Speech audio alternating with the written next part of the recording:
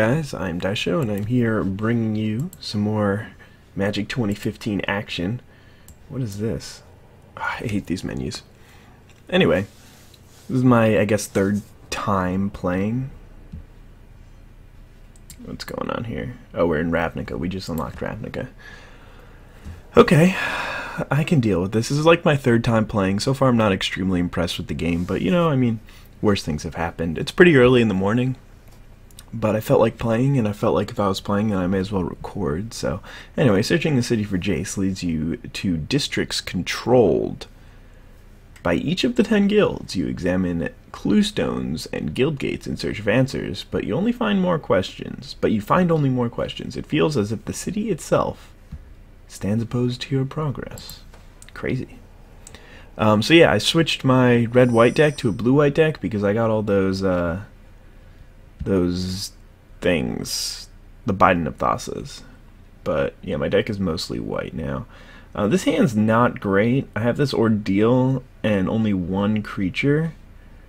That being said, I've got 3 lands. I've got a creature to play on turn 3, and I've got some removal. So yeah, we'll give it a go. See what's going on here in terms of my opponent, what they're kind of running. It looks like it's a Niv Mizzet icon, so maybe they're playing a blue-red deck. Oh, just Maze's End, so they're playing all the colors? I don't know. Anyway, I'll show you what Maze's End does in a second. It is a really interesting card. It comes into play tapped, and you can tap it to add 1 mana to your mana pool, or you can pay 3 and tap it to put it back into your hand, put a gate onto the battlefield instead, basically. But they both come into play tap, so it costs a lot of mana. And then if you control all the gates, all 10 of them, so the guild gates are just going to be they're specifically called gates. They're cards that tap for either one of 2 colors, one of the guilds, so it's going to be blue or red, whatever, all of them, all the color combinations. So there's going to be 10 of them. And yeah, they're each called something different, so if you get them all on the battlefield, then you just straight up win the game, which is cute. And then this other land that my opponent played is another one that allows him to, or I guess this one doesn't only allows him to tap for colorless, but in the future it should allow him to tap for more colors. But this one allows him to pay a mana when it comes into the battlefield. It comes in tapped, and then tap it for whatever he wants. So there's that first guild gate that I was talking about. These things will tap for either green or black. I guess I gotta wait 1 turn before I play this thing, right? That's unfortunate. I'm going to go ahead and drop this Ordeal.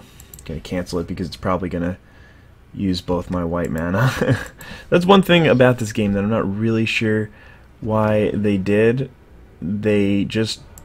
I don't know. I mean, I don't know enough about programming or making games or whatever to see why they couldn't just keep the mana selection process I did. Maybe they have more dual lands. I don't remember if they even had any in the previous games, but that probably is why. But either way, there's another guild gate, there's an Izzet one.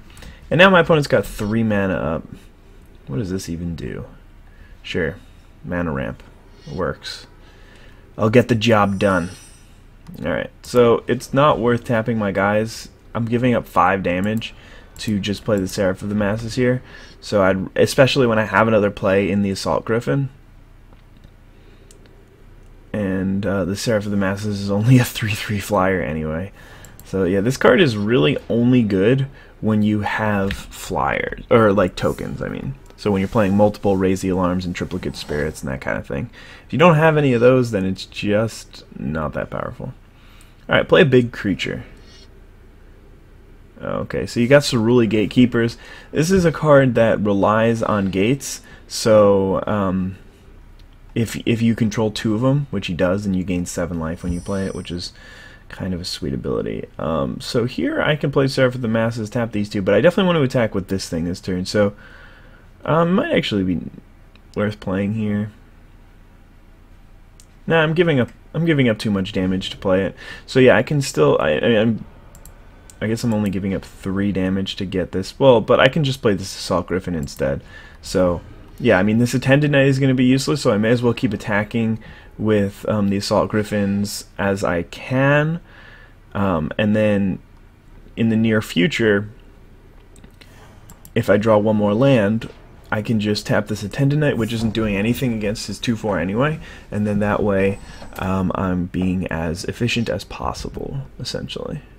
Because I get in damage, and I still... Oh, he's just going to charge in there, even though I'm at 30. Well, to each his own, I guess. Alright, so there's the Sunspire Gatekeepers. I believe that one will give him a 2/2 Vigilance. Yeah. So, I mean, I guess it makes sense to attack with that. And there's another one of those diamonds, so this one's going to produce white mana. So my opponent's got an insane amount of mana right here. Alright, well, I didn't draw the land.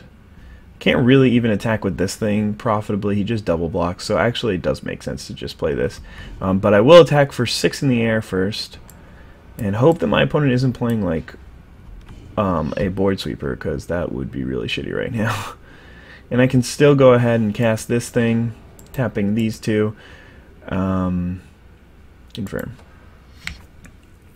So, yeah, I mean, that's pretty nice to get a 5/5 flyer out of it if you can. I mean, it doesn't happen all the time, but it'll happen occasionally. So there's the...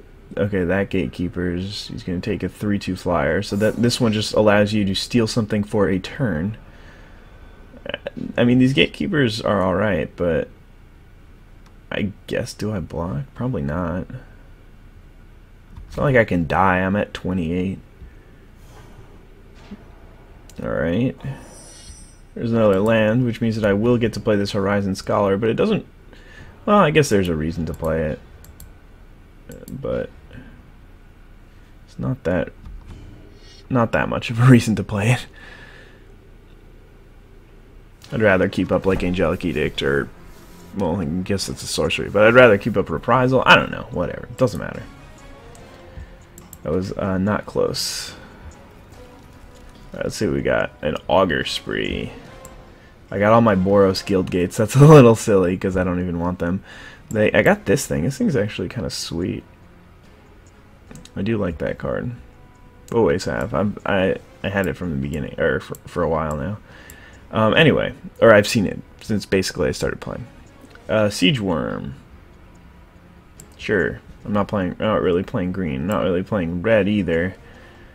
This Jailbreaker. Here's a Scroll Thief, another Assault Griffin, a True Fire Paladin, and a Wrecking Ogre. Yeah, I might go back to... Ooh, Military Intelligence isn't bad for this kind of deck.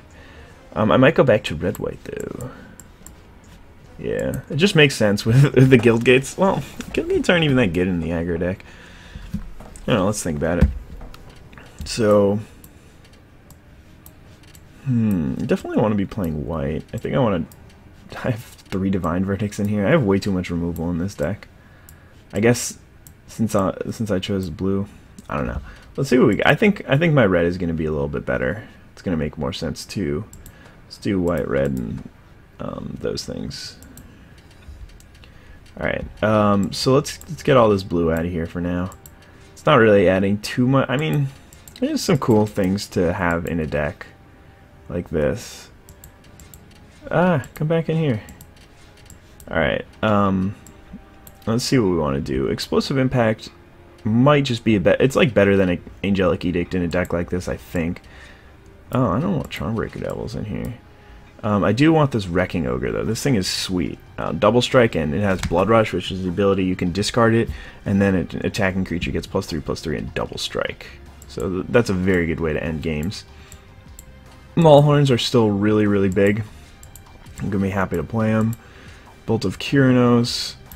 I think I might want some amount of Act of Treasons or Porn of Betrayals. The number is not 6, but I'll hold off on these Seismic Strikes. It depends on how many mountains I'm going to be playing. Probably not enough, especially with the Guild Gates, though.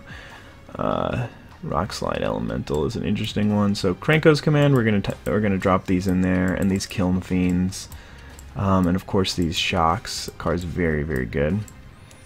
Yeah, we'll toss in the Bushwhacker and this Coordinated Assault. I want this Assault Griffin in there. And let's take out some of these bad cards. So I mean, Divine Verdict's not a bad card, but I don't want 4 of them. I probably want like 1. I don't really want these Seraph of the Masses. They're just... Maybe I want them. I don't know. They're just not that good. Lean and Snarecaster. Alright, so are we going to take out this silly, like, little life-gainy package? I think so. So I'm going to take out these two of Johnny's Pride mates and these two lone missionaries. They're just not very good. I have a bunch of 2-drops already. Yeah, I did want some amount of active treasons anyway. And I didn't need that many, like, 2-mana 2/2s or whatever. So let's drop an active treason in here. Or do I just play a Fury of the Bitten? Probably not. Alright, come back here. Yeah, let's drop an active treason. I could also play a Rock Slide Elemental. Does it tell me how many creatures I have in here? No. How many creatures do I got in here? 18. It's not really that many for an aggro deck. Well, I guess it's really 19, 20, 21, 20. I have like a 23 creatures. Yeah. Could be better, could be worse. Whatever. We'll drop an active treason in there. Not really sure how this curve is working out, but... Oh, wait. Continue building. I need to put my guild gates in and change the lands. Alright, confirm. I don't want 14 of these. I think I'm just going to go even. 10 of these. And drop some guild gates in here. Alright. Save and quit. So we're back to red-white. The blue-white thing worked out, I guess, but I only played white spells that game, so...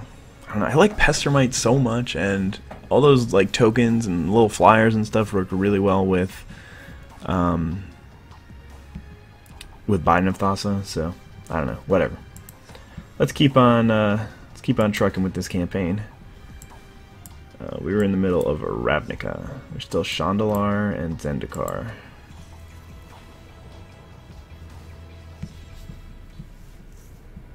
All right, Orzhov's Demand. I wonder what colors we're going to be playing against this game. The Orzhov Syndicate collects its debts even after killing the debtor. Teysa Karlov, the guild's envoy, has big plans of her own and doesn't want you poking around. If you can defeat her goons, she'll give you some information in exchange for getting out of her hair. But if her goons can defeat me, then that works out better. Alright, this is a terrible hand. I don't do anything until turn 3. The Seraph of the Masses is just clogging it up. Kind of junky. Alright, this is not any better, but at least I have a 2-drop and a way to pump it, I guess. I don't know. It's kind of a terrible hand, but... Alright, so we're playing against the Orzhov deck. For those of you who haven't played Return to Ravnica... Ooh, there's the other color source. That's nice. For those of you who have not played Return to Ravnica Limited, it was broken up basically into 2 color pairs, and each of the 2 color pairs had their own little abilities. This color's ability was called, what was it called? Whoa, where did my brain go? Can't remember the name of it. But it was basically you drain something. What was it called? God, I'm about to find out, I'm sure. But basically what you do is every time you play a spell, you can pay a white or a black mana and gain a life, and your opponent loses life. There we go. It's called Extort. Okay.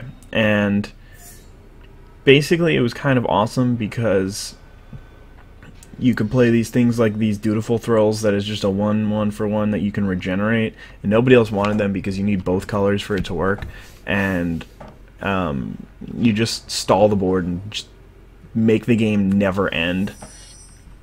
Ooh, it's a saucy one. The reason why I want to play this is so that I can keep, well, I guess I'd rather keep up Coordinated Assault here. God's willing. I don't know, maybe God's willing is better to keep up. But Coordinated Assault will let me block everything on his team with impunity.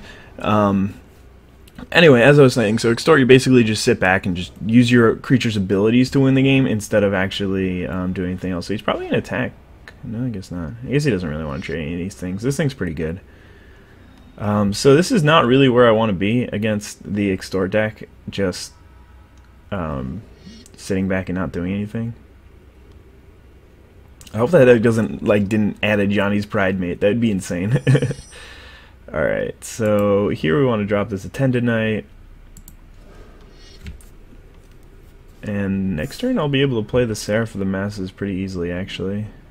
I'm actually only one land or creature away from casting it right now, which is kind of insane. One of the cool things about Convoke. And this is a situation where Seraph of the Masses might actually really help me out. I'm actually going to leave up a Plains so that I can cast God's Willing. Sure, you extorted me. I'm down to 16 now. There's an Assault Griffin, but I think I'd rather do this. Alright, so let's do 1, 2, 3, no, 3, 4, 4. You're not gonna let me choose which lands to tap? Okay. Okay, here we go. Wow, that was tough. But yeah, I want to leave up a Plains here because there's a good chance that my opponent's got a removal spell, and I do not want him killing my Seraph of the Masses because that is for sure the best way that I have to win the game right now. There's no way he's actually going to attack here. And that is another Extort card, Syndic of Ties. This was one of the premier Extort cards in the set because it was just a 2-mana 2/2, so you can attack with it early and then you can just finish out the game, hold off, and keep extorting. The Boros deck, the red-white deck, really wanted it because it was an aggressive creature that you can use to finish out the game too. So it was pretty sweet. So yeah, I guess it's not worth ordealing up. It's probably not even worth playing this Assault Griffin. Because I want to leave up God's Willing, even though my opponent doesn't has shown that he probably doesn't have anything. I guess it's not really worth keeping or holding back forever. So I will go ahead and drop the Assault Griffin here. Oh, I should have done that pre-combat. That was really bad. So I just lost out on a point of damage because my Seraph of the Masses grows when I play creatures. So hopefully that won't end up mattering. But knowing how these games usually turn out, it probably will. Alright, so no attacks. Another Extort's going to come down. So what does this thing even do? Whenever you gain life this turn, each opponent loses that much life. Target creature gains lifelink. So it does some weird stuff. And that ability stacks. This one, so like if you activate it twice and then you gain a whole bunch of life, then your opponent loses like double life. So that's pretty nuts. Alrighty. Let's charge in there for 10 damages. And I actually might just win the game next turn. Because I can use like Active Treason to steal one of his guys so that it pumps one of mine. That's kind of crazy. And I can still use Coordinated Assault to push through another 2 damage, so there's a chance, but depends on if my opponent gains any life this turn, and if they do, how much. Alright, there's another Extort card. This one was a lot better for the Orzhov deck because it was a 2/4, so it's got and Vigilance, so it's a much more defensive card in general, and the Boros deck didn't really care about it. So yeah, let's see, I've got 10. Yeah, I can actually just go ahead and attack. I could also use the Ordeal, and that's equally as good. This is going to be 10, and then do that. Finish. Wait. I want both of you to get +1. Okay? So is that cool? Awesome. Alright, that's 12 damage. Gonna go ahead and kill my opponent here, so that wasn't really too tough. I was reading in the comment section, one of my subscribers said that they were having a lot of trouble with it, but I mean, this is Planeswalker difficulty. I lost against one of the matches twice, I guess, but I don't know. I haven't really had that much trouble. Alright, so my multicolor cards, again, none of them really help me. Got a couple of these Augur Sprees, though, and this card is really sweet. I don't mind Goblin Electromancer either. Selesnya Evangel is pretty good. There's a Lightning Talons, but not too psyched about that. Scroll Thief, these two are alright, but here's a Great Sword. Another Wrecking Ogre, alright. I can deal with that. and a second military intelligence. So I have a lot of ways to draw cards by attacking people with creatures. I definitely want to put that Wrecking Ogre in. I know I just clicked continue instead of deck manager again because that seems to be the way that I roll these days. Yeah, let's edit this deck. Toss in a second Wrecking Ogre. It should be here somewhere all the way in the end. Can we just... so annoying. I mean, they do have a filter, so I can't really complain, but... watch me. Alright. And I guess I want to drop... probably the Bushwhacker is really not going to be that good for me. But I'll drop this Divine Verdict. Just because it's so clunky. Nah. Let's put in this Divine Verdict and drop this Ordeal. I really don't like these Ordeals in this deck. Don't really do anything. In fact, I'm going to put in another Divine Verdict and take out a second Ordeal. Just they take a while to get going, and they don't really do that much. They're much better with 1-drops.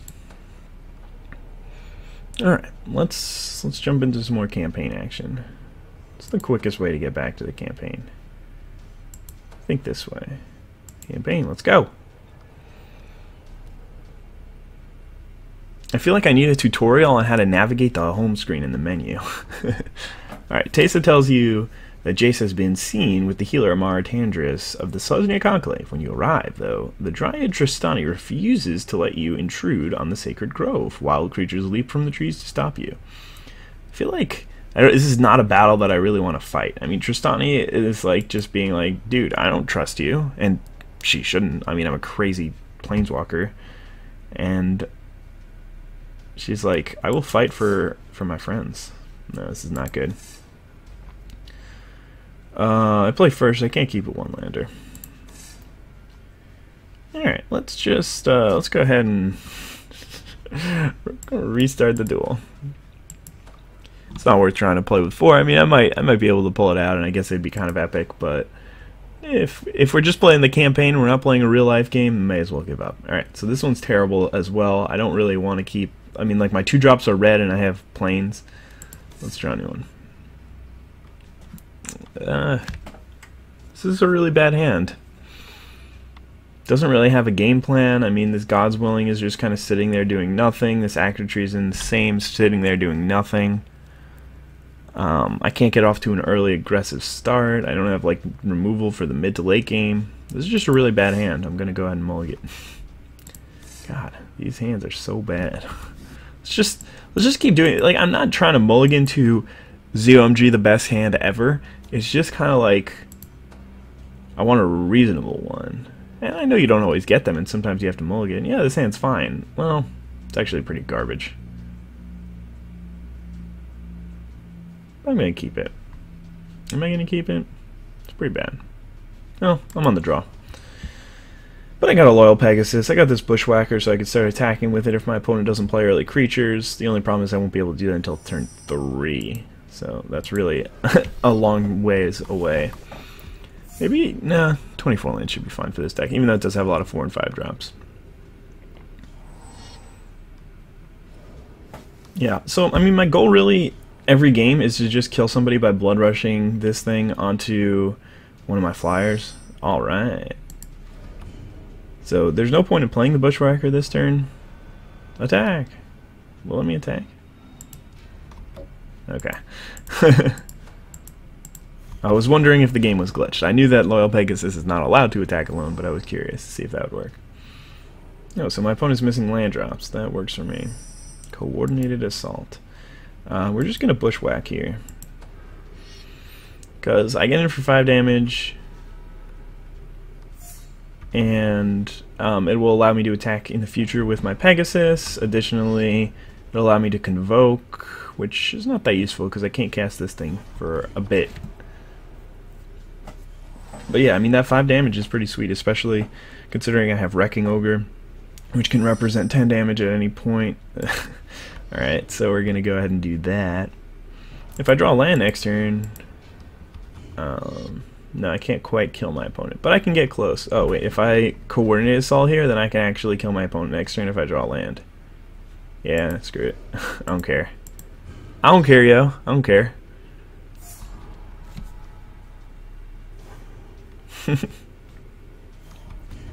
Yeah, that's how we do it. Loyal Pegasus and Goblin Bushwhacker. That's how we win games here. Come on. Give me that land. Give me that land, yo. No! Seller of Songbirds getting in my way. Oh. The brutal. That is just brutal. I would have had it too. So brutal. Alright. Let's drop this Seraph of the Masses. We'll tap these two things for it. And the reason being, now I can just attack with two of my flyers next turn. Unless he manages to populate and get more bird tokens. Guess Tristani is definitely not male. Then I should be able to win. Alright. What you got here? What you got? Another Seller of Songbirds. Alrighty. Well, there's a chance that my opponent does not chump block this turn, so let's go ahead and try and win it. And if not, oh shit. Oh no, it's fine. Alright. Yeah, because only one of my creatures is going to die, so this guy's going to only have 1 damage on him, but that's alright. So we're going to drop this thing and drop another 3-power flyer, so again we have a chance to just straight up win the game. My opponent doesn't block. Like a jerk. Keeps being a jerk, I know. Alright. Let's do this. I'm worried that my opponent's going to have something like Divine Verdict. I don't even want to do it. Or Eyes in the Skies. Alright, sure. We might double block here. Yeah. It makes sense. Let's activate his ability.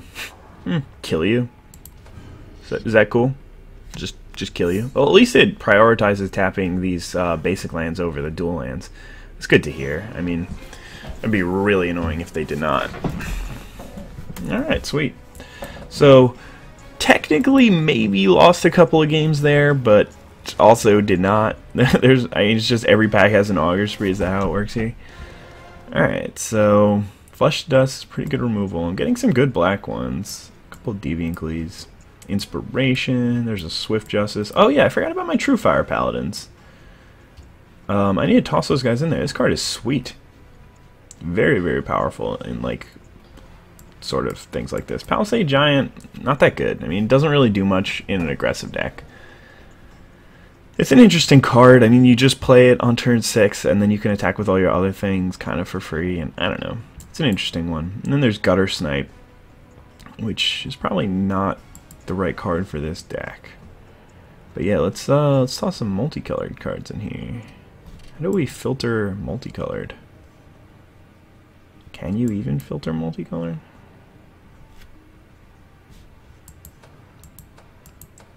Ugh. Sort by color. So like, what happens if you do this and you go to the end? Does it just not have your multicolored cards? Can you even use them?